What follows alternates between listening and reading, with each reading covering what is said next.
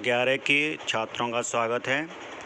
आज बात करते हैं बही खाता में अध्याय 6 में दूसरे पार्ट में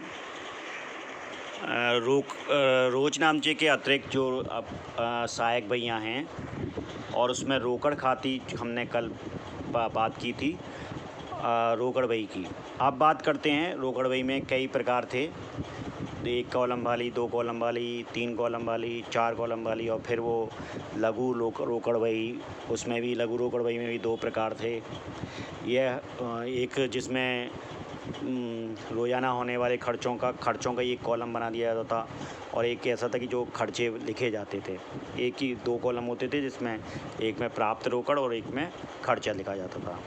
अब बात करते हैं दूसरी अन्य जो बताई सहायक पुस्तकें हैं, उसमें इसके बाद रोकड़ बही के बाद आती है क्रय बही यानी कि परचेज बुक। परचेज बुक क्या चीज़ होती है? परचेज बुक में वे सारी एंट्रियां होती हैं जो जिनसे हमने उधार माल ख़रीदा है, यानी कि परचेज जो उधार माल को हम रोजनामचे में ना लिख के क्या करते हैं, परचेज बुक में लिख देते हैं। उधार माल को, नकद माल को तो दोनों रोकड़ बही में लिख जाएगा, लेकिन उधार माल को हम यहाँ परचेज बुक में क्रय बही में लिखते हैं। एक उदाहरण इसका देखते हैं करके। निम्नलिखित लेन देनों को क्रय बही में लिखकर उसकी खतौनी कीजिए। महावीर से माल खरीदा है 6000 का, 6 मई को हरभजन से उधार माल खरीदा, 9 मई को इरफान से माल खरीदा है, 14 को सिद्धार्थ से उधार माल खरीदा है। सिद्धार्थ ने उधार माल बेचा यानी कि हमने खरीदा है। हरगोपाल से उधार माल खरीदा है, यहाँ पर योग मनी ट्रेडिंग से उधार माल खरीदा है। अब परचेज बुक बनाते हैं। देखिए, पहला कॉलम डेट, दूसरा कॉलम पर्टिकुलर्स और जिसमें हम नेम ऑफ सप्लायर का नाम लिख देते हैं, यानी जिससे हमने माल ख़रीदा है। इनवॉइस नंबर, उसने जो बिल हमें भेजा हुआ उसका number, LF ledger folio number और अमाउंट। जैसे सबसे पहले महावीर से माल ख़रीदा है तो 2 मई को महावीर, उसका बिल का नंबर डाला 631, 6000 रुपये। इसी तरह हरभजन से, इरफान से, सुधार से, हरगोपाल से, सोनी ट्रेडिंग कंपनी से, यहाँ पर इनवॉइस नंबर डाल दिए उनके और इसके बाद अमाउंट डाल दिए। ये अमाउंट हो गया, ये सारे इनवॉइस नंबर हो गए। इसका टोटल आ गया यहाँ पर। ये टोटल परचेज अकाउंट में क्रेडिट हो जाएगा। अब बात करते हैं क्रय बही पुस्तक तथा क्रय खाते में अंतर क्या होता है, यहाँ समझते हैं इसको। तो सबसे पहले भी कौन सी लेखा पुस्तक से संबंध है इसका? क्रय बही का रोजनामचे से संबंध है। जो क्रय बही है वो रोजनामचे से संबंधित है, रोजनामचे का एक भाग है। क्रय खाता खाता बही का एक भाग है। किसका भाग है? एक खाता बही का। वो एक खाता बही से, क्रय खाता जो है वो खाता बही से संबंध रखता है। इसके बाद उधार या नकद क्रयों का लेखा। क्रय बही में केवल उधार खरीदे गए माल का ही लेखा करेंगे। किसमें? परचेज बुक में। लेकिन क्रय खाते में दोनों तरीके के लेखे होंगे, रोकड़ से जो खरीदे होंगे वो भी होंगे और जो उधार खरीदे होंगे उनका भी लेखा क्रय खाते में होगा। अगली बात, प्रारूप में अंतर। क्रय बही में डेबिट तथा क्रेडिट पक्ष नहीं होते हैं। वहाँ क्रय बही में कोई भी पक्ष, यानी या तो न डेबिट होगा ना क्रेडिट पक्ष होगा। सीधा जिस व्यक्ति से माल खरीदा है, जैसे अपन ने देखा भी, डेट, जिस व्यक्ति से माल खरीदा है उसका बिल नंबर और उससे कितने पैसे का माल खरीदा, ये चीज़ें होती हैं क्रय बही में। लेकिन क्रय खाते में ऋणी पक्ष और धनी पक्ष होता है। खानों की संख्या। क्रय बही में 5 खाने होते हैं। पहला डेट का, फिर विवरण का जिसमें हम किससे माल खरीदा उसका, यानी कि क्रेता का नाम, और फिर उसका वाउचर नंबर, फिर लेजर फोलियो नंबर और फिर अमाउंट। और क्रय खाते में दोनों तरफ डेबिट पक्ष भी होता है, क्रेडिट पक्ष भी होता है। दोनों तरफ 4-4 खाने या 4-4 कॉलम होते हैं। कुल 8 कॉलम होते हैं। योग का हस्तांतरण। इस क्रय बही के योग को निश्चित अवधि के बाद क्रय खाते में डेबिट कर दिया जाता है। यानी कि आप मान लो एक महीने के लिए बनाया, एक हफ्ते के लिए बनाया, 15 दिन के लिए बनाया, तो इसका जो भी टोटल आ रहा होगा क्रय बही का, वो हम क्रय खाते में हस्तांतरित कर देंगे। और जबकि क्रय खाते में निश्चित अवधि के बाद उस खाते का जो बैलेंस निकलेगा, यानी कि क्रेडिट योग और डेबिट योग में जो अंतर होगा, वो शेष निकाल कर हम कहाँ ट्रांसफ़र कर देंगे, व्यापार खाते में। आवश्यकता क्रय बही की, अब इनकी दोनों में से आवश्यकता क्या है? ये क्रय बही की पुस्तक ऐसे व्यवसाय में बनाना आवश्यक है जहाँ सौदों की संख्या कम हो। मतलब जहाँ सौदों की संख्या कम हो वहाँ क्रय बही बनाने की ज़रूरत नहीं है, सीधा रोचनामचा बना और रोचनामचे से सीधे खाता बही में क्रय खाते में एंट्री हो जाती है। लेकिन जहाँ व्यवसाय में, जिस व्यवसाय में लेन देन काफ़ी होते हैं, वहाँ ऐसी स्थिति में क्रय बही बनानी चाहिए। क्रय खाते का बनाना आवश्यक है। क्रय खाता दोनों ही स्थिति में बनेगा, चाहे आप रोचनामचा रखें और चाहे आप सहायक क्रय बही भी रखें, तब भी रोचनाम क्रय खाता बनाना होगा, क्योंकि इसमें दोनों प्रकार के खरीद बेच, दोनों प्रकार के खातों की लेन देनों की एंट्री होगी। अब बात करते हैं विक्रय बही तथा विक्रय खाते में क्या अंतर है। भाग विक्रय बही जनरल का भाग होती है और विक्रय खाता खाता बही का भाग है। प्रारूप, इस बही में डेबिट तथा क्रेडिट पक्ष नहीं होते हैं, यानी विक्रय बही में डेबिट क्रेडिट पक्ष नहीं होते हैं विक्रय खाते में, लेकिन विक्रय खाते में डेबिट क्रेडिट पक्ष होते हैं। विषय सामग्री, विक्रय बही में केवल उधार विक्रय का लेखा किया जाता है और विक्रय खाते में दोनों तरह का लेखा किया जाता है तथा ठीक है, इसमें दोनों यानी कि उधार क्रय का भी और नकद क्रय का भी लेखा किया जाता है। अब योग और शेष, विक्रय बही का जो योग होता है वो माह के अंत में, या जो आपने निश्चित टाइम अवधि निश्चित कर रखी है, उस अवधि के बाद जो जो योग आएगा वो विक्रय खाते में उसको हस्तांतरित कर दिया जाता है। और विक्रय खाते में क्या होता है, साल के, यानी कि जो आपकी वित्तीय साल है उसकी अब लास्ट होने पर, उसकी अवधि ख़त्म होने पर दोनों तरफ का योग निकाला जाता है, यानी कि डेबिट योग और क्रेडिट योग में से जो अंतर होता है वो अंतर उस कहाँ पर ट्रांसफ़र कर दिया जाता है, व्यापार खाते में। अब बात करते हैं एक विक्रय बही की। विक्रय बही कैसे बनाते हैं ये देखो। निम्न सौदों को दर्शन सिंह की कंपनी विक्रय के लिए लिखकर बनाइए, विक्रय बही में लिखिए। आनंद भंडार से माल बेचा है जनवरी में 950 का, जनरल स्टोर से हमने ख़रीदा यानी कि हमने ख़रीदा है, इसका मतलब उसने बेचा है।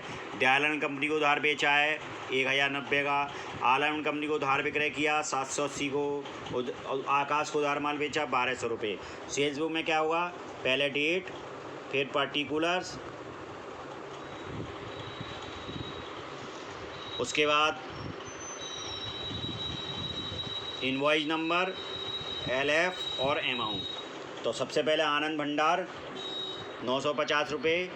अगर उनको कोई बिल काटा है तो बिल की संख्या यहाँ पर लिख दी जाएगी आउटवर इनवॉइस में। जगदीश स्टोर्स को Dayal and company, Alam and company, Akash, total इस तरह से 4500 रुपये का माल हमने उधार बेचा है। और ये किस अकाउंट में ट्रांसफ़र हो जाएगा, विक्रय अकाउंट में। कहाँ पर ट्रांसफ़र होगा, विक्रय अकाउंट में। अब बात करते हैं परचेज रिटर्न। परचेज रिटर्न मतलब जैसे हमने जो माल ख़रीदा उसकी वापसी, अगर कोई माल ख़राब आ गया है किसी बात से, हम अगर उस माल को वापस कर रहे हैं तो वो हम क्रय वापसी वही में लिखते हैं। इसको समझते हैं किस तरह से लिखते हैं। लेन देन में क्रय वापसी को लिखकर खाता बही में खतौनी कीजिए। कमल को माल वापस किया 600 रुपये का। सुरेंद्र नगर को क्रेडिट नोट मिला 450 का। क्रेडिट नोट मिला, यहाँ ध्यान रखना है, क्रेडिट आपको दूसरा क्रेडिट कब देगा, जब आप उसे या तो पैसे दोगे या माल वापस लौटाओगे। तो हमने माल यहाँ पे लौटाया है, वापस कराया है, इसलिए यहाँ क्रेडिट नोट 450 का मिला है। बहादुर सिंह को माल वापस किया है 570 रुपये का। अब परचेज रिटर्न बुक देखते हैं किस तरह से बनेगी। वही डेट, फिर उसके बाद पर्टिकुलर्स, डेबिट नोट, LF और अमाउंट। याद रख, इसमें बात ध्यान रखने की है,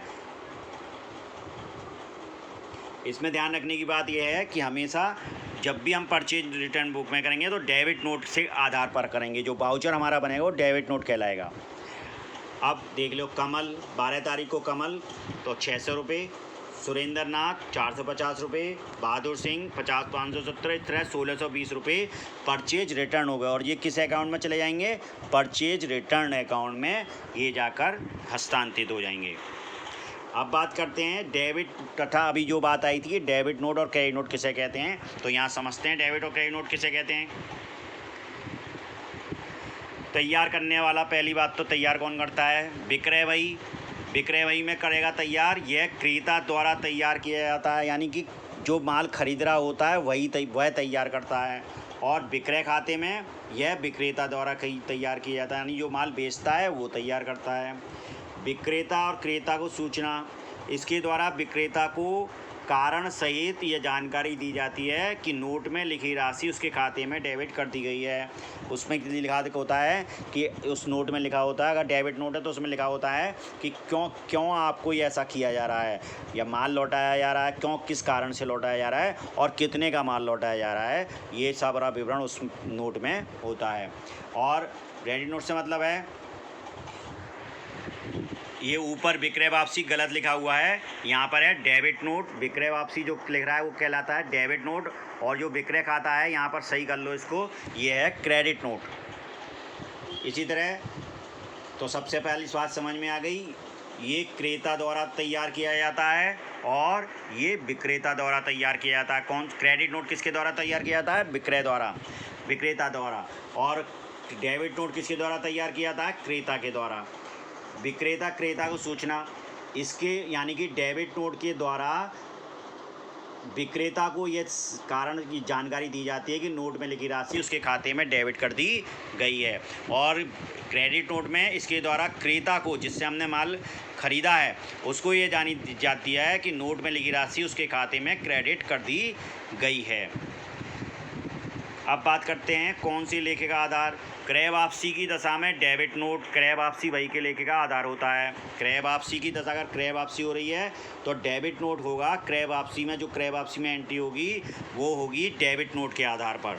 और क्रेडिट नोट की विक्रय वापसी की दशा में क्रेडिट नोट विक्रय वापसी वही में लिखा जाएगा।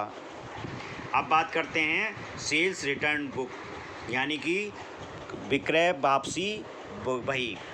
निम्नलिखित लेन देन को क्रय वापसी वही में लिखकर उसकी खाता वही में खतौनी कीजिए।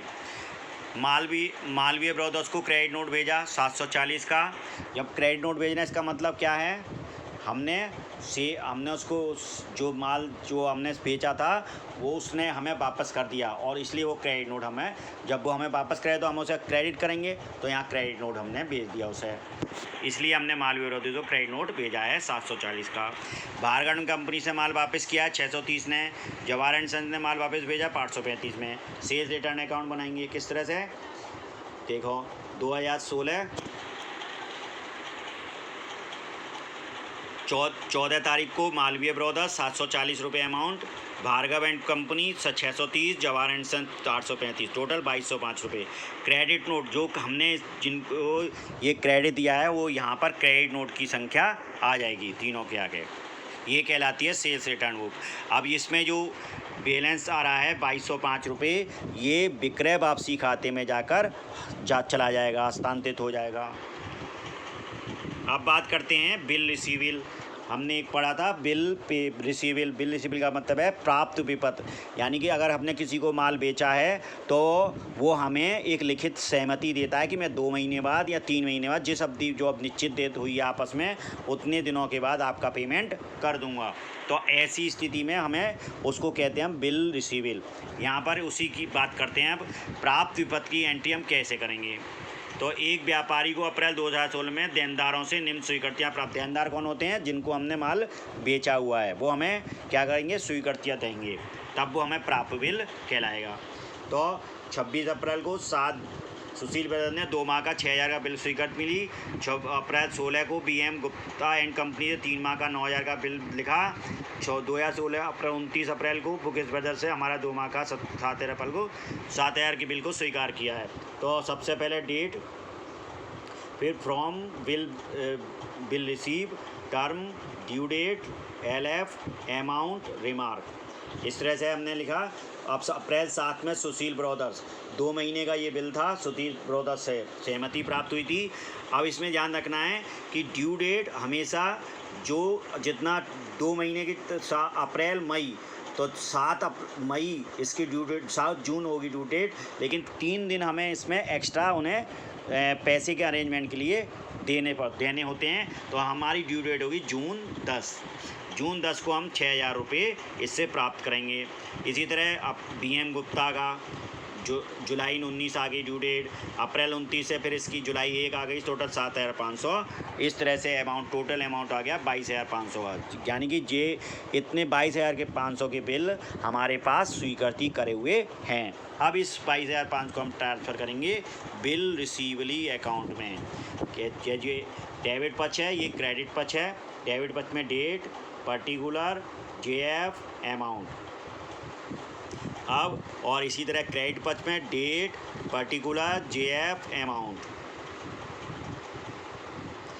अब ये इसको लेकर आएंगे तो डेबिट पक्ष में ये आएगा 2000 अप्रैल 30 को to sundry as per bill receivable book 22,500 यहाँ ट्रांसफ़र होकर आ गया।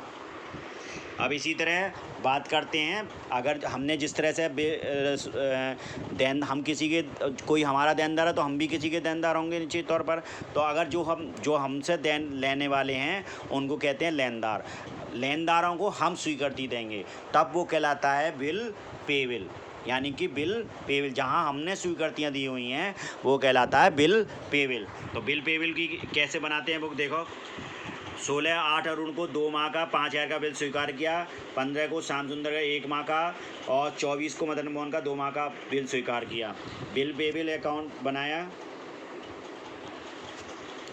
Bill payable date, to whom will given, term, due date, LF, amount, remark. तो मार्च 8 में अरुण कुमार को दिया, 2 महीने का इसमें टर्म था, तो हमें 8 मई इसकी ड्यू डेट होती है 2 महीने बाद, लेकिन हमें 3 दिन का इसको वो देना है, 3 दिन का रजिस्ट्रेशन देना है, इसलिए 11 मई का ड्यू डेट हो जाएगी। इसी तरह मार्च की 15 मार्च की 18 अप्रैल हो जाएगी, मार्च 24 की मई 27 हो जाएगी। और इस टोटल अमाउंट हमने 5,000, 7,000, इस तरह 21,000 रुपये के बिल हमारे पास हमने स्वीकृति दी हुई है जिनका हमें पेमेंट करना है। बिल पेबल अकाउंट में ये क्रेडिट पक्ष में चला जाएगा। डेट में आएगा मार्च 31, लास्ट में डेट में 22 सन्ड्री एच पर बिल पेबल अकाउंट 21,000 रुपये। अब बात करते हैं इन बहियों के बाद। हमने एक बात करी थी कि मुख्य रोचनामचा। तो मुख्य रोचनामचे में हम कौन कौन सी एंट्री करते हैं। जो खाते वित्तीय अवधि के बाद बैलेंस रह जाता है जिन खातों में, उन खातों को हम बंद करते हैं। अगर वो डेबिट बैलेंस का खाता है तो उसको क्रेडिट करके बंद करेंगे। और अगर क्रेडिट बैलेंस, जिसमें क्रेडिट बैलेंस दिखा रहा है जिस खाते में, उसको हम डेबिट करके उस खाते को बंद करके फिर अगले साल दूसरे वित्तीय वर्ष में उसको ले जाएंगे। तो जब खाते बंद करने की एंट्रियाँ वो हम यहाँ समझते हैं किस तरह से करते हैं। जैसे कि कैश अकाउंट डेबिट हो, क्रेडिट होगा बैलेंस उसका, इसलिए डेबिट कर दिया यहाँ पे। बैंक अकाउंट क्रेडिट होगा, उसको डेबिट कर दिया यहाँ पर। सन्डी डेटर्स, स्टॉक, ये सारे अकाउंट क्रेडिट में दिखा, बैलेंस जो हो रहे होंगे वो क्रेडिट के आ रहे होंगे, यहाँ पर हमने डेबिट कर दिए। दूसरे टू सन्डी क्रेडिटर, ये क्रेडिट के बैलेंस डेबिट में बैलेंस आ रहे होंगे, इनको हम क्रेडिट कर देंगे। To sundry creditor, to bill payable, to bank loan, to capital account, ये सारे डेबिट के बैलेंस आ रहे होंगे हमारी खाता बही में, उनको हम क्रेडिट करके बंद कर रहे हैं, तो इसलिए हम क्रेडिट कर देंगे। और जो ऊपर के सारे डेबिट थे वो कैसे थे बैलेंस, जो हमारा बैलेंस ये सारे इन अकाउंटों में सारे बैलेंस क्रेडिट में आ रहे होंगे, सही है। तो उनको हम डेबिट करके बंद कर देंगे, इस साल बंद कर देंगे और अगले साल उन्हें फिर से रीओपन करेंगे, तब ये एंट्री हमें पास करनी होती है इस तरह से। तो being balances of last year brought forward. अब बात करते हैं व्यापारी खाते संबंधी अंतिम प्रविष्टियाँ, यानी कि जो व्यापार खाते संबंधी जो प्रविष्टियाँ होती हैं वो किस तरह करते हैं। Trading account, stock, purchase, wages और डायरेक्ट एक्सपेंसेस, इन खातों स्टॉक को क्रेडिट कर देते हैं, परचेज को क्रेडिट कर देते हैं, वेजेस को क्रेडिट कर देते हैं, डायरेक्ट एक्सपेंसेस को क्रेडिट करते हैं। किस में? ट्रेडिंग अकाउंट में। किस में? ट्रेडिंग अकाउंट में। इन चारों अकाउंटों की जो होगी वो डेबिट अकाउंट में, ट्रेडिंग अकाउंट में डेबिट हो जाएगी। इसी तरह सेल्स अकाउंट को यहाँ ट्रेडिंग अकाउंट, सेल्स अकाउंट को डेबिट करेंगे और ट्रेडिंग अकाउंट को क्रेडिट करेंगे। क्लोजिंग स्टॉक में क्लोजिंग स्टॉक को डेबिट करेंगे, ट्रेडिंग अकाउंट के क्रेडिट करेंगे। फिर जो अगर प्रॉफिट होगा तो ग्रॉस प्रॉफिट होगा तो ट्रेडिंग अकाउंट डेबिट हो जाएगा और profit and loss account credit हो जाएगा। और अगर लॉस होगा तो profit and loss account debit होएगा, ट्रेडिंग अकाउंट क्रेडिट होगा।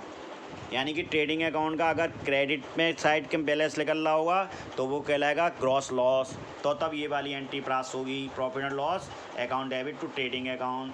अगर डेबिट साइड में trading account, trading and profit loss account के ट्रेडिंग डेबिट साइड में बैलेंस निकल रहा है तो एंट्री होगी trading account debit to profit and loss account, क्योंकि हमें ग्रॉस प्रॉफिट हो रहा होगा। अब बात करते हैं लाभ हानि के संबंध में अंतिम प्रविष्टियाँ ये कौन सी होती हैं। जब ये तो ट्रेडिंग अकाउंट से संबंधित है, अब लाभ हानि की तो profit and loss account debit to all expenses and losses, जो भी सारे लॉसेस हैं उनको हम क्रेडिट कर देंगे और प्रॉफिट लॉस अकाउंट को डेबिट कर देंगे। इसी तरह discount receipt, commission receipt, interest on investment, other revenue, यानी कि जितने भी हमने खर्चे और करे हैं वो जितनी भी हमें आय प्राप्त हुई हैं उनको डेबिट कर देंगे और प्रॉफिट और लॉस अकाउंट को क्रेडिट कर देंगे। अगर अब क्या स्थिति, अब ये सब करने के बाद अगर नेट प्रॉफिट आ रहा है यानी कि डेबिट की तरफ बैलेंस निकल रहा है तो एंट्री होगी profit and loss account debit to capital, और यानी कि हमारा शुद्ध लाभ होगा, नेट प्रॉफिट होगा और इसको हम कैपिटल अकाउंट में ट्रांसफ़र करेंगे। अगर क्रेडिट साइड की तरफ बैलेंस निकल रहा होगा तो ये capital account to profit and loss account, यानी कि वो लॉस होगा और कैपिटल अकाउंट में जाके माइनस होगा। इसी तरह का ये सवाल समझने की कोशिश करें। इसमें वही अकाउंट है, यानी कि जो अकाउंट दे रखे हैं उनको हमने किस तरह से करा है। जो अकाउंट क्रेडिट बताए थे उसने, जैसे इसमें देखो